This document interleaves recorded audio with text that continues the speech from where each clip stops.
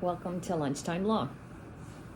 Today's question is, how do I disinherit my children? So this month, this has been apparently a popular theme. I've received some calls and done some work for folks on if I have an estrangement with my child, how do I successfully leave them out of my will? And so what things you need to think about on that, and that I think about in terms of drafting a will, is I need to get a bit of the history of what happened and why it happened. And I include that right in the will. There's two different ways it can be done. It can be done as a separate affidavit, which is a sworn statement, written statement, and that would confirm the history of what happened between the two of you. And then that forms the evidence that if at a later date after you pass, it goes in front of a judge as a contested will that you should have included that child, that's the evidence, the affidavit. Or you can put it right in the will, which is what I do. One can put it in the will, and that becomes the evidence as well, of course, the will itself and the contents of the will and what the testator wrote in the will. So typically, unless it's kind of a long drawn out matter, typically the information just goes in the will on why they are excluding the child. And of course, I get asked a lot, well, but they're adult children and they're making good money. I mean, how can they contest the fact that I left that person out of my will? And the Testator's Family Maintenance Act is what we call it in Nova Scotia, and usually there's a similar legislation across the country. That actually does allow for a child, an adult child, and they're actually quite successful. They're quite sympathetic, the judges, to adult children who are left out, but other children are included in the will, for example. And so even if you're gainfully employed, it's been used successfully by those children as well.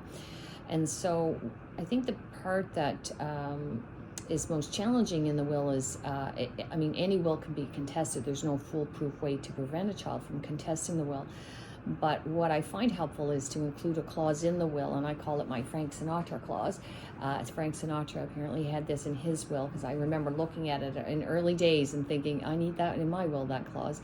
And that clause says that if I leave my child a certain amount, or anybody, any of my beneficiaries, an amount in this will, and they challenge the will and are unsuccessful in court, then they lose their entire inheritance of what I did give them in this will.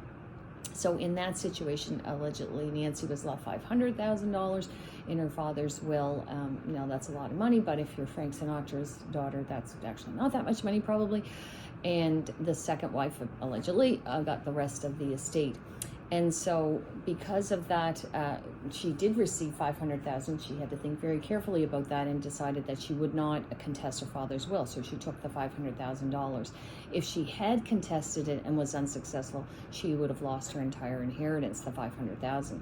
So that's what we call skin in the game. There's a reason that we put that in the will, because we want to give them a sense of it's worth my while not to contest it. I have had examples, though, where a family member actually does not want to leave anything to the child. And this is actually fairly frequent because when there is an estrangement, you just emotionally don't feel like giving them anything.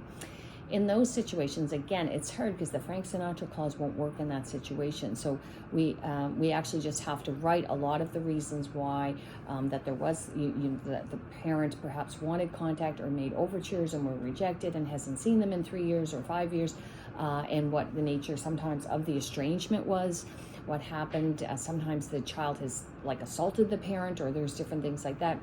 I put all of that in the will, again, to help a judge decide, because if they are going to include two of the children and not the third one, you can be guaranteed the third child who's left out will contest that. And so I often say to the parents who are doing that, you are leaving a litigation for the other two children, so you may want to nonetheless, leave something to the child who's estranged, so at least they have to think twice. If they're left, let's say, $20,000, they have to think twice before they sue, because they would lose that if they lose in court the full $20,000. It depends on, of course, the value of the estate, what the incentive is. If it's $1 million estate, then the incentive is going to be a lot more money, like $100,000 or $50,000 or something. But that's generally speaking how we set it up to discourage people from challenging the wills by having clauses like that. How we set it up so the judge will agree with the testators. We include the evidence in the will itself. So those are my tips on how you actually exclude a child from your inheritance.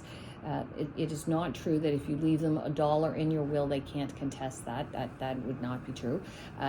Everything else I said would be true. Okay, so that's it for today. Have a great week, and I wish you all a good weekend and look forward to spring coming. The snow melts quickly here in Nova Scotia, so hang on. Okay, take care. All the best. Bye.